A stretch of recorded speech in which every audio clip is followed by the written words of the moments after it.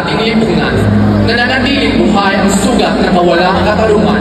Isang sugat na paulit-ulit na bumabalik dahil sa kahirapan, diskriminasyon at kawalan ng pantay na oportunidad. Hanggang kailan tayo mananahimik? Ngayon ang panahon upang igiit ang boses ng katarungan at itaguyod ang tunay na pagbabago para sa bawat Pilipino.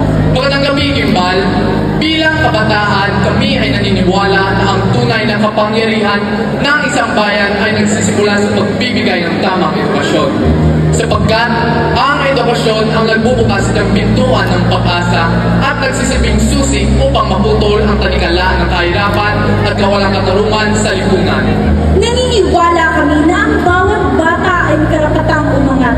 Kaya ngayon, nais namin ipahayag ang aming advokasya. Youth empowerment through education to break the chain of social injustice.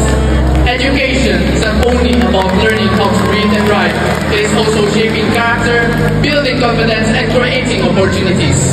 The United Nations Sustainable Developmental Goal number 4 reminds us to ensure inclusive, equitable, and quality education for all. That is why we call upon the help of our local government unit, our school heads, teachers, and most especially our community leaders.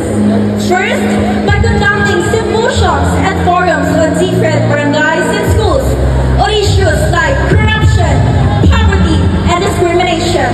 We will use our voice to amplify our message.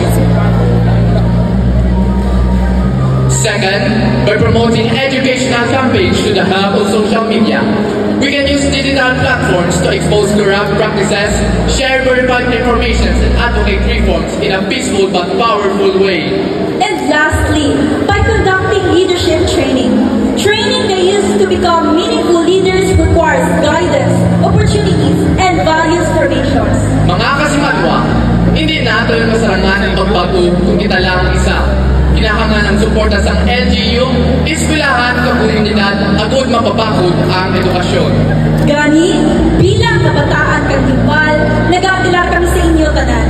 O ganit ang katapuso ng hindi patas ng paranawan sa edukasyon bilang paranundion ang kabataan.